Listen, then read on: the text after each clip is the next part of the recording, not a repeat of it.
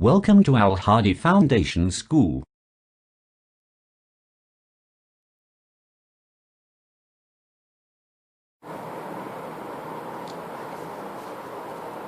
Page number 5, Elements. In the early ages, बहुत पहले की बात है, only 9 elements were known. सिर्फ 9 elements के बारे में जाना जाता था, जो कि हैं carbon, gold, silver, tin, lead, copper, iron and sulphur. इन 9 एलिमेंट्स के अलावा और भी एलिमेंट्स एग्जिस्ट करते हैं, इस चीज़ का कोई कॉन्सेप्ट नहीं था. At that time it was considered that elements were the substance that could not be broken down into simpler units by ordinary chemical processes. उस टाइम पे ये सोचा जाता था या तो ये तस्वुर किया जाता था कि इन एलिमेंट्स को या इनसे बने हुए सब्सटेंसेस को फर्दर ब्रेक डाउन करके तोड़ा नहीं जा सकता, इनके सिंपल यूनिट्स में इनको कन्वर्ट नहीं किया जा सकता सिंपल केमिकल प्रोसेसेस को यूज़ करते हुए. Until the end of 19th century, 19वीं सदी के इख्तिताम तक 63 elements had been discovered. 63 यानी 63 elements दरियाफ्त हो चुके थे. Now और अब 118 elements have been discovered. तकरीबन 118 elements दरियाफ्त किए जा चुके हैं, out of which 92 are naturally occurring elements, जिसमें से 92 एलिमेंट्स यानी 92 एलिमेंट्स नेचुरली पाए जाते हैं, जबकि रिमेनिंग सिंथेसाइज किए गए हैं, लेबोरेटरी में बनाए जाते हैं. Modern definition of element. अब हमने ऊपर ये देख लिया कि पहले हमें 9 एलिमेंट्स का पता था, फिर उसके बाद हमें पता चला 63 एलिमेंट्स का, फिर उसके बाद 118 एलिमेंट्स, जिसमें से 92 नेचुरली है. लेकिन एलिमेंट है क्या?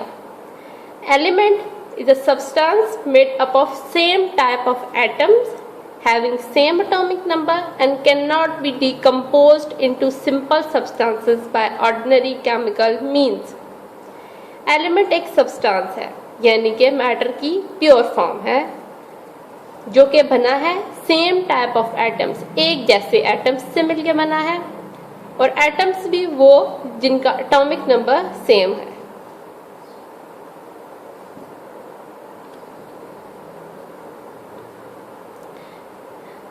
सेम एटॉमिक नंबर वाले एटम्स से मिलकर बने हैं एलिमेंट्स, और इनको हम डिकम्पोज नहीं कर सकते, इनको हम तोड़ नहीं सकते.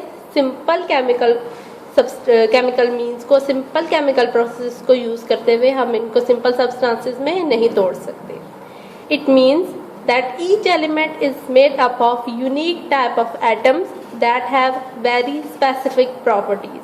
इसका मतलब ये है कि हर एलिमेंट यूनिक टाइप के एटम से मिलकर बना है, यानी मुख्तलिफ एटम से बना है, और हर एक एटम जो है वो अपनी एक ख़ास प्रॉपर्टी या खसूसियत रखता है. Elements occur in nature in free और कंबाइंड फॉर्म. एलिमेंट्स नेचर में पाए जाते हैं दो तरह से, या फ्री या कंबाइंड स्टेट में. जैसे कि अगर हम बात करें ऑक्सीजन की, तो ऑक्सीजन गैस O2 की फॉर्म में पाई जाती है, यानी सिर्फ ऑक्सीजन की फॉर्म में वो फ्रीली पाई जाती है. लेकिन अगर हम कंबाइंड फॉर्म देखें तो कार्बन डाइऑक्साइड, उसमें कार्बन और ऑक्सीजन दोनों आपस में कंबाइन हो जाती हैं और वो नेचर में पाई जाती हैं. All the naturally occurring elements found in the world have different percentages in the Earth's crust, oceans and atmosphere.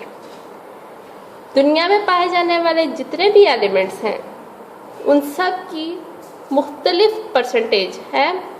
ज़मीन की सतह पर मुख्तलिफ परसेंटेज है, समुंदर में मुख्तलिफ है और हवा में मुख्तलिफ है. टेबल में हम देख सकते हैं अर्थ क्रस्ट में ऑक्सीजन 47%, सिलिकॉन 28%, एल्यूमिनियम 7.8%, जबकि ओशंस में ऑक्सीजन 86%, हाइड्रोजन 11%, क्लोरीन 1.8% पाई जाती है।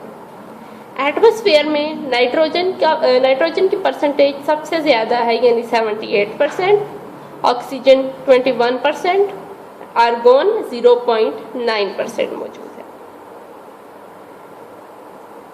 अब हम आगे देखते हैं कि एलिमेंट्स किस फॉर्म में पाए जाते हैं। एलिमेंट्स में भी सॉलिड,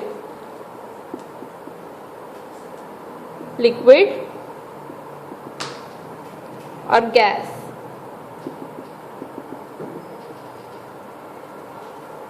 बहुत से एलिमेंट्स यानी majority of elements exist as solid.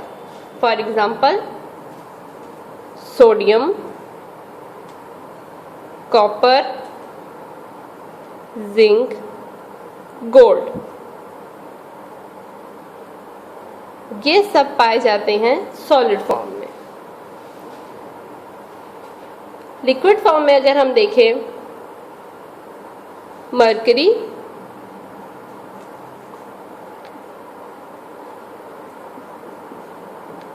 And bromine, ये पाए जाते हैं लिक्विड स्टेट में।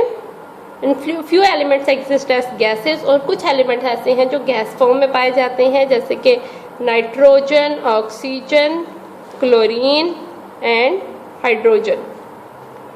On the basis of their properties, elements are divided into metals, non-metals and metalloids. About 80% of the elements are metals. अगर हम periodic table को देखें, ये एक टेबल है जिसके अंदर 118 एलिमेंट्स जो कि डिस्कवर किए जा चुके हैं, वो सब मुख्तलिफ ब्लॉक्स में मौजूद हैं सीक्वेंस के साथ। सबसे पहले hydrogen, helium, lithium, beryllium, boron, carbon, nitrogen, oxygen, fluorine, neon, ये सब यहाँ पे मौजूद है हर एक ब्लॉक में सीक्वेंस के साथ। इन सब को, हर एक को सिंपली एक एलिमेंट कहा जाता है। यहाँ पे ये अपने सिंबल के साथ दिए गए हैं। अब सिंबल क्या है वो हम आगे डिस्कस करेंगे, लेकिन इन सारे एलिमेंट्स में से 80% एलिमेंट्स जो हैं वो मेटल्स होते हैं, बाकी के नॉन मेटल्स और मेटलॉइड्स कहलाते हैं।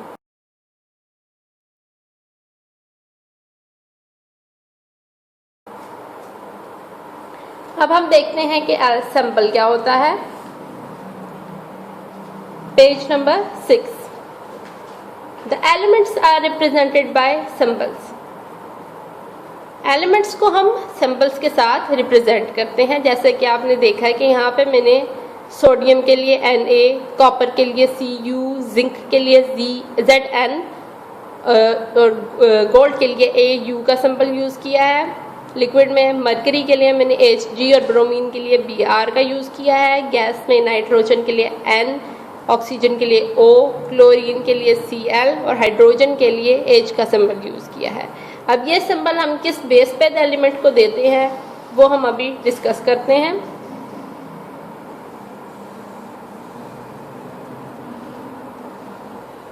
A symbol is taken from the name of that element in English, Latin, Greek और German. इंग्लिश, लैटिन, ग्रीक या जर्मन, इन चारों लैंग्वेजेस में एलिमेंट्स को डिफरेंट नेम दिए जाते हैं और उन्हीं नेम्स की बेस पे इनको सिंबल दिया जाता है। फॉर एग्जांपल हाइड्रोजन है,